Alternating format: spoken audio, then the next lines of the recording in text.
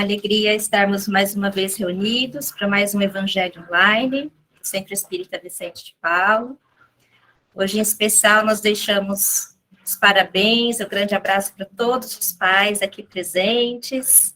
Sejam todos muito iluminados, abençoados, sempre pela espiritualidade. Então, espero que vocês tiveram um bom dia com a família, com os filhos.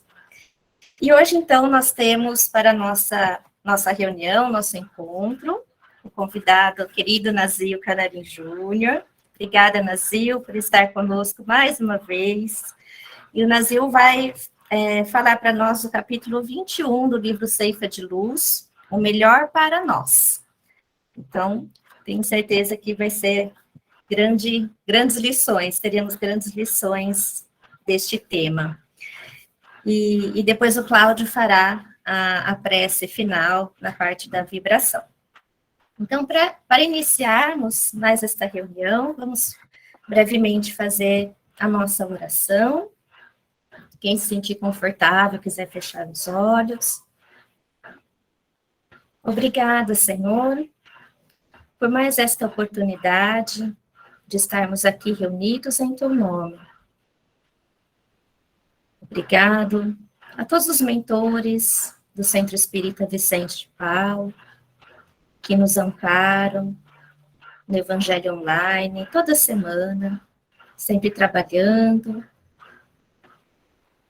para nos abençoar, para nos transmitir força, ânimo. Pedimos, Senhor, que a Tua presença se faça em nossos lares, em nossos corações, para que possamos compreender da melhor forma possível as mensagens desta noite, que possamos carregá-las em nosso coração para sempre. Pedimos também que a espiritualidade amiga envolva o nosso amigo Nazil, o ampare, o proteja durante toda a reunião, para que suas palavras ecoem em nosso espírito, nos trazendo as palavras que tanto precisamos, Senhor, para o nosso dia a dia, para a nossa caminhada. E em Teu nome, que damos aberto, então, mais um Evangelho Online. Que assim seja. Muito bem. É um prazer sempre grande estar aqui com vocês para as reflexões que os textos que são escolhidos para os estudos nesse Evangelho Online nos permitem. Nós estamos hoje, mais uma vez, diante de um texto que recebeu de Emmanuel 3 interpretações. Curiosamente, assim também se deu naquele texto que pudemos revisitar no último encontro. Essa tarefa de tentar explicar o que o Evangelho apresenta sob a ótica espírita é uma tarefa muito bem desempenhada por ele nessa parceria com o Chico Xavier.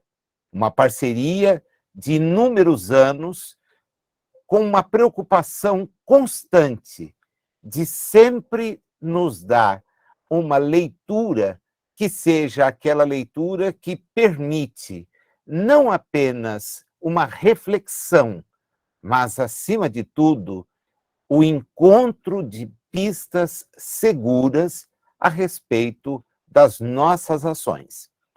Eu vou começar evocando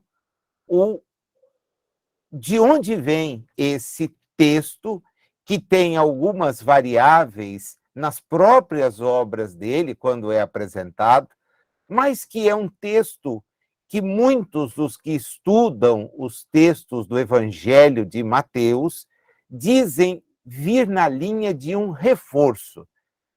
Mateus coloca esta frase: pois se perdoardes aos homens as suas transgressões, vosso Pai também vos perdoará, logo após ao anúncio ou a explicitação do que seria a oração que Jesus teria ensinado aos seus seguidores, o que muitos denominam o Pai Nosso e que Kardec denomina lá no capítulo 28 do Evangelho a oração dominical. Quando a comenta, Kardec também chama muito a atenção, é o item 5º da sua exposição, para esse fato da prece recomendar o perdão àqueles que eventualmente nos ofendem, àqueles que nos devem, como nós esperamos receber do Pai o perdão para as nossas faltas. Só que essa frase vem em reforço, porque terminou aquela síntese de algumas frases que Jesus teria ensinado aos seus seguidores para que eles se dirigissem ao Pai, já que eles tinham dúvida do que poderia ser esse ato da oração. E ele então lhes coloca: olha, quando vocês orarem, digam assim. E com mais ou menos ajuste, ele ensinou uma série de frases, lhes deu uma série de frases que nos colocariam, então, em condições de, independentemente de qualquer intermediário, e enquanto ainda não nos habilitamos a efetuar por nós mesmos uma oração, uma prece para aquele que está a nos manter na condição em que estamos, que é Deus, um conjunto de frases. O reforço dessa questão do perdão para aqueles que nos ofendem é um reforço muito bem compreendido pela ótica espírita. Quando nós não temos essa visão, que é a visão da preexistência, da existência e da sobrevivência, talvez o perdão aos inimigos seja uma postura a ser incentivada, porém sem maiores consequências, já que, pela visão religiosa predominante no Ocidente, as almas aguardam, dormindo, a oportunidade de um julgamento.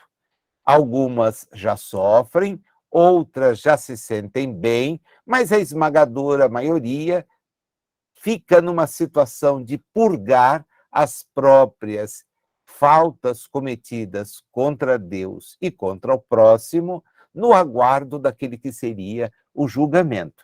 O Espiritismo não vai nessa ótica, né? Exatamente porque ele vai de encontro às almas que viveram na Terra, para delas obter as informações a respeito de como se encontram, e descobre muitas vezes que elas se acham arrependidas do que fizeram, mas o que é mais triste, vinculadas às situações que vivenciaram e sem delas conseguirem sair. Uma das mais sérias, se não a mais séria, é esta, a de não poder ter perdoado quem eventualmente nos tenha ofendido e não ter obtido daquele a quem ofendemos o necessário perdão. Veja, ganha um contorno completamente diferente. É por isso que Emmanuel, então, em 3 ocasiões, se volta para esse trechinho do Evangelho, que o André Churac traduz: sim, se vós perdoardes aos homens as suas faltas, ele vos perdoará as vossas também, vosso Pai dos céus. E ele faz isso no Ceifa de Luz, como a gente vai ver agora em detalhes, né? Dando uma frase que é fenomenal: o melhor para nós. Olha que coisa curiosa, hein? O melhor para nós. Mas ele analisa a mesma frase com o título Desculpa Sempre, lá no livro Fonte Viva, a lição é a 135, e também analisa essa mesma frase em Aulas da Vida, uma obra que vários espíritos contribuem, André Luiz, um deles, e que lá está denominada Vantagens do Perdão. Nas 3 ocasiões, e não de maneira idêntica, ele ressalta a importância de não criarmos vínculos com aqueles que nos ofendem. E em cada uma delas, curiosamente, ele aborda um aspecto.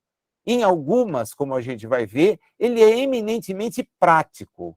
Na nossa objeto de hoje, ele é bastante cauteloso no sentido de chamar a nossa atenção.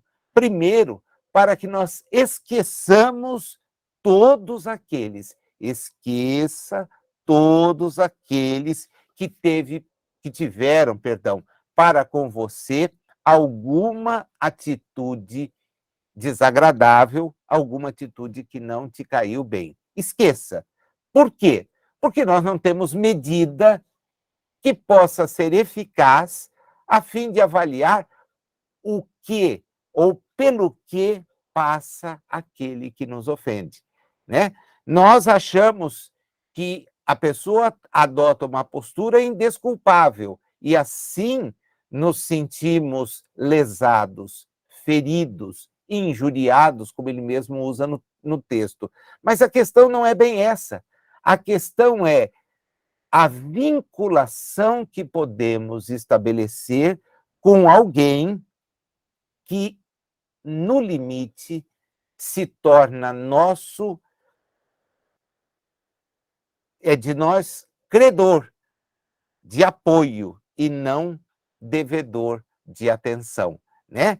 Pede que cada um de nós se transforme, então, em um credor, alguém que supere as dificuldades, veja o outro como, olha, a pessoa precisa ser apoiada e não, eventualmente, criticada. Ele diz, em muitos episódios da vida, aqueles que nos prejudicam ou nos magoam, por todas as formas que a gente possa olhar, e nós não temos como saber o que ele efetivamente passa, eles sofrem muito mais por criarem problemas, pelo fato de criarem problemas, que nós, que eventualmente somos as vítimas. É dizer, numa situação entre ser ofensor e ofendido, ele nos pede: contente-se com a posição do ofendido, porque a do ofensor é uma posição de absoluto desequilíbrio, e quem tem desequilíbrio não vai conseguir agir como precisa agir. E ele diz: quem saberia enumerar as ocasiões em que determinado companheiro de jornada terá assustado a própria queda sob a força compulsiva da tentação, até que viesse a escorregar no caminho? Quem disporá de meios para reconhecer se o perseguidor está realmente lúcido ou conturbado, obsesso ou doente? Quem tem condições de desentranhar a verdade da mentira nas crises de perturbação ou desordem, e até mesmo no que ele denomina uma nuvem do crime que pode se abater sobre uma comunidade? Que pessoa deterá tanta percussiência, tanta capacidade, tanta visão plural para conhecer o ponto exato onde teve início o fio tenebroso da culpa? Ora, nenhum de nós, com muita lucidez e com muita rapidez, se reconhece capaz de fazer um julgamento assim, tão puro, tão isento, tão claro como ele nos pede. Ora, se nós não detemos condições, qual é a saída? Esquecer os males daqueles que nos assediem o caminho. aqueles que querem nos desequilibrar. É por isso que ele intitula É sempre o melhor para nós. Porque nós, então, não estabelecemos o liame, a ligação, que é efetivamente o ponto mais complicado que pode levar almas a experimentarem aqui na Terra e além dela uma tal vinculação que as transforme em perseguidores mútuos por longo tempo. Então, a melhor saída é a de esquecer, é a de perdoar. E Jesus foi o protótipo de tal postura.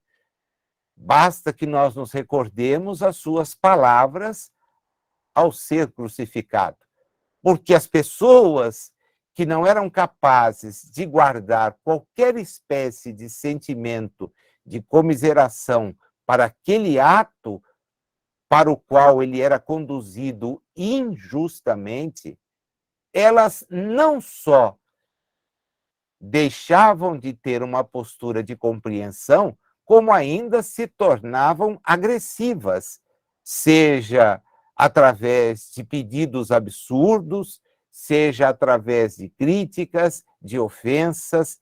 É muito difícil tentar entender o que passa pela mente das pessoas. Se temos alguém que erra, o comprometimento maior que precisamos ter é o de ajudá-la a reerguer-se. Se não temos condições de assim agir, Kardec chama isso, né, o dever da caridade, que é muito mais ampla do que o de dar alguma coisa, está lá no Coletâneas de Preces essa recomendação, não é dar, porque damos daquilo que não temos, daquilo que eventualmente detemos. O que damos de nós é o que vem dos nossos sentimentos, aquilo que representa as nossas atitudes. Pois bem, se nós não somos capazes de dar àquela pessoa a nossa solidariedade, a nossa compreensão, a agressão, o escárnio se tornam condutas, de certa forma, tão críticas como aquela que levou a pessoa a passar por aquela situação desagradável, e no caso dele era de um condenado. Só que um condenado sem ter a culpa. Alguém que sofre o apodo, a crítica, a injustiça, e que não trazia nas suas ações, nas suas palavras, nada que pudesse justificar a agressão que recebia, a forma cruel como foi levado à desencarnação. E qual foi a sua postura? Perdoa-os, Pai. Eles não estão sabendo o que fazem.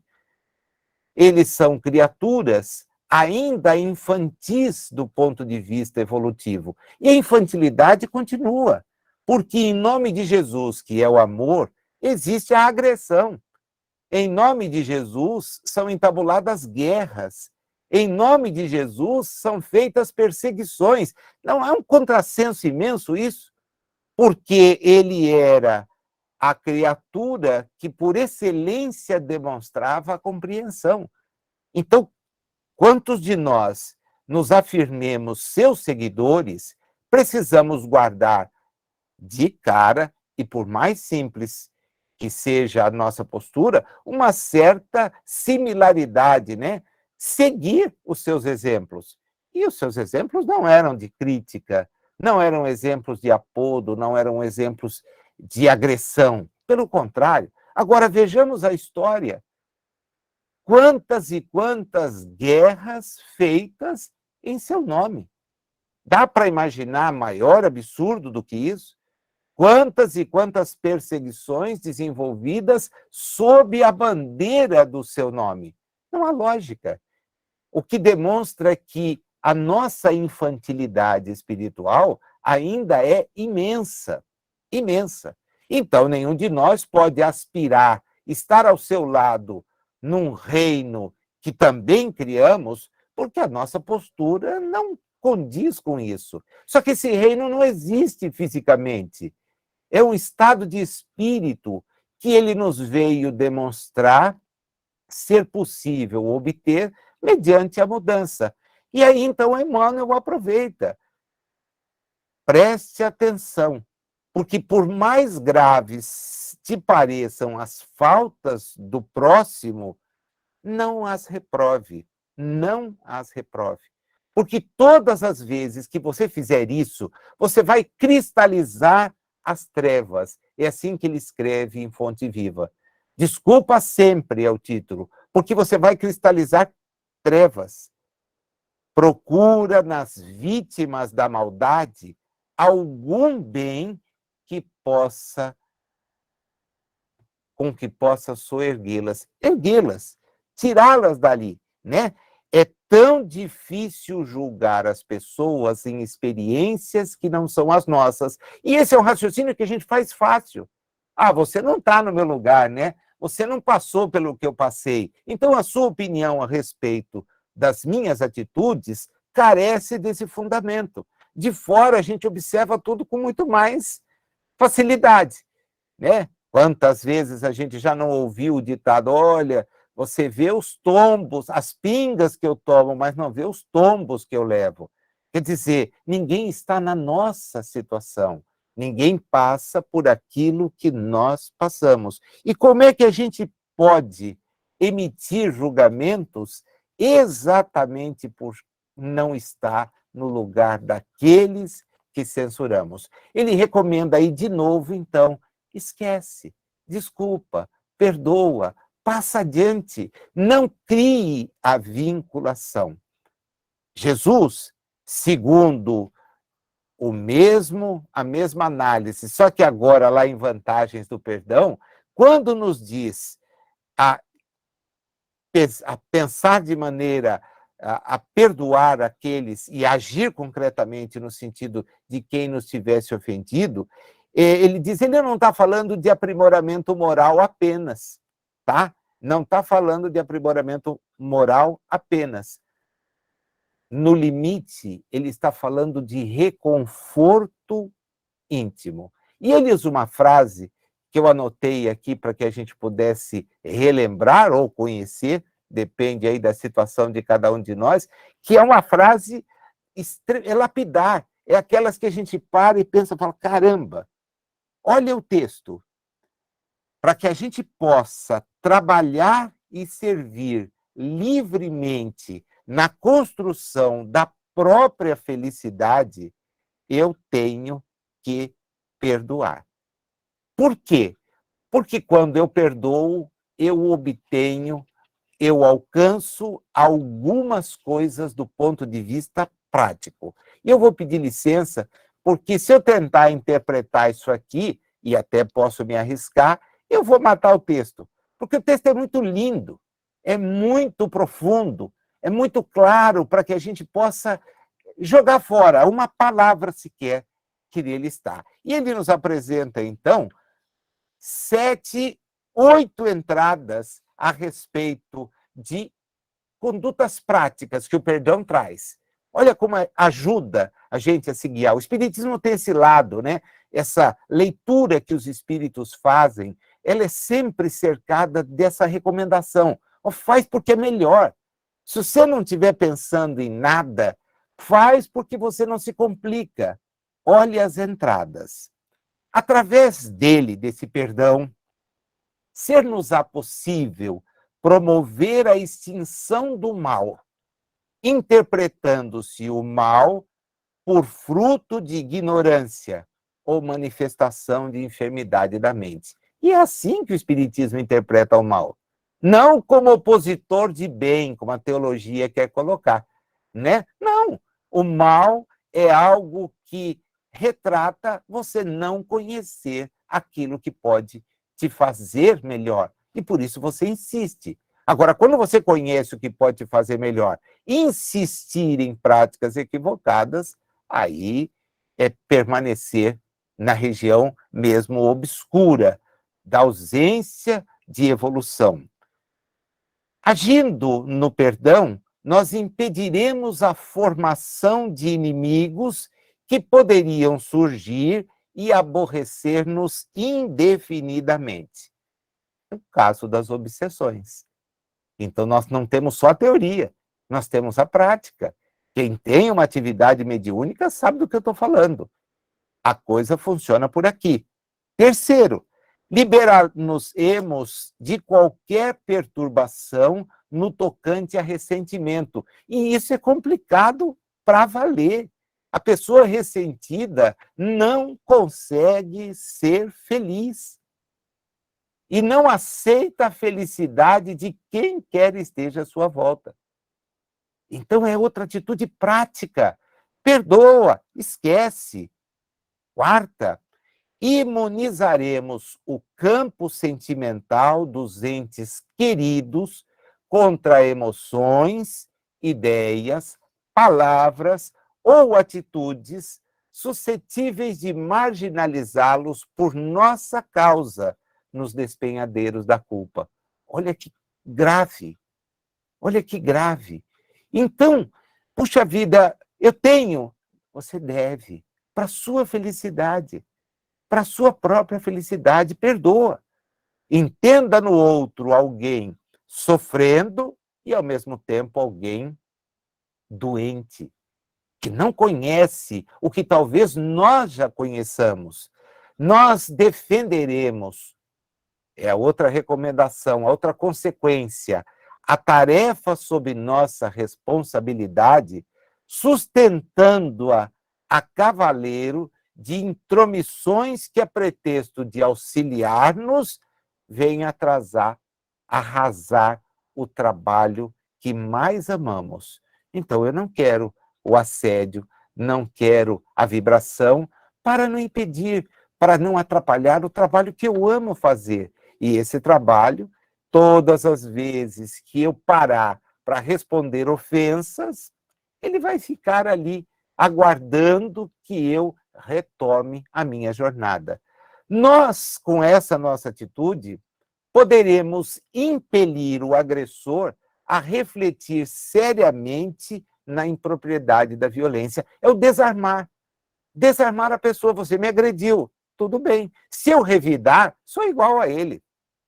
Se eu contrapor aquilo que ele fez, não, por que eu vou censurá-lo? Eu agi da mesma maneira.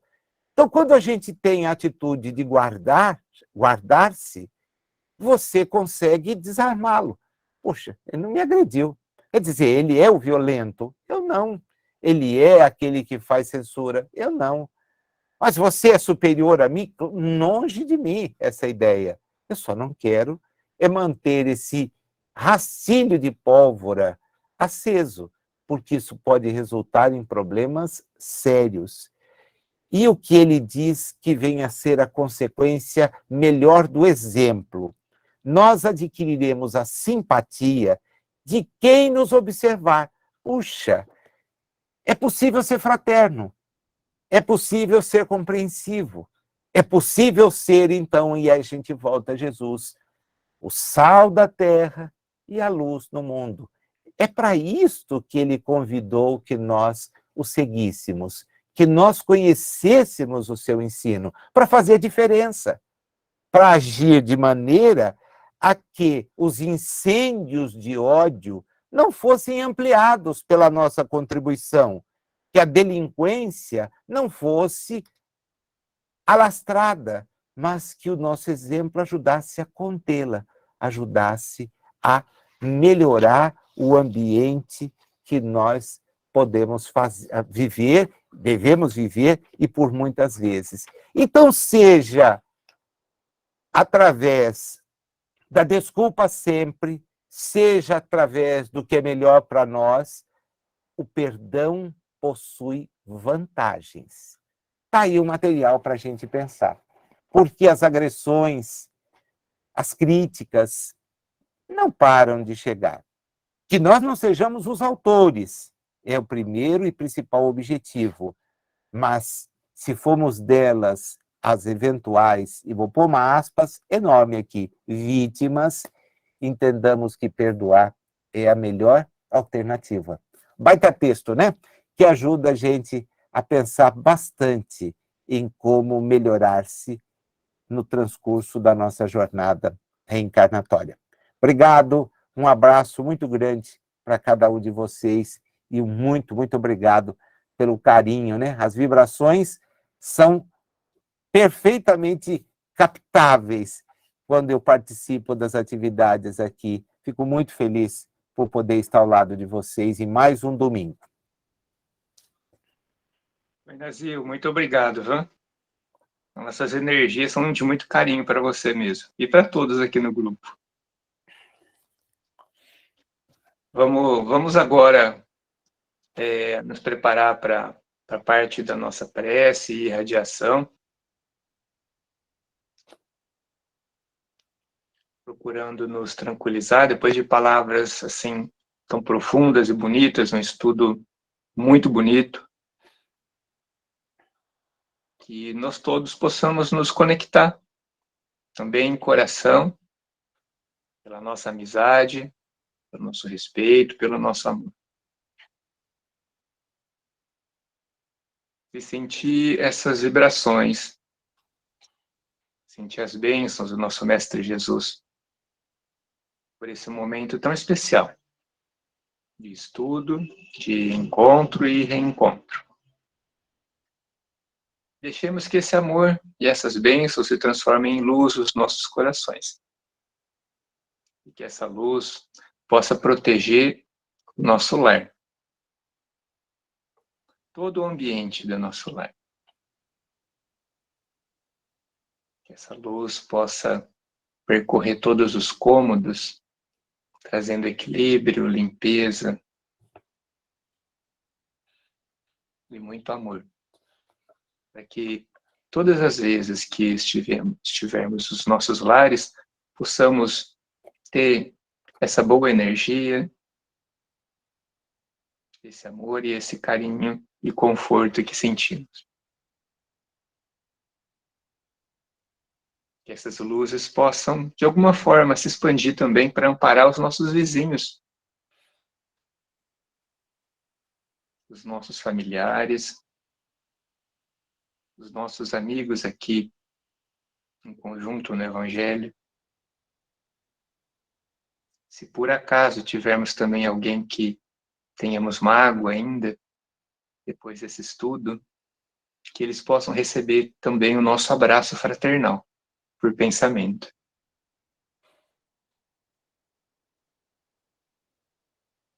E que essas boas energias também possam contribuir, de alguma forma, para o equilíbrio da nossa cidade, do nosso país, do nosso planeta. Sempre com esse amor no coração e com essa gratidão. Levaremos para o início dessa semana todo esse carinho e amor por onde estivermos. Obrigado, Mestre Jesus, por essa oportunidade. E que possamos novamente, na semana que vem, estarmos todos juntos. E que assim seja,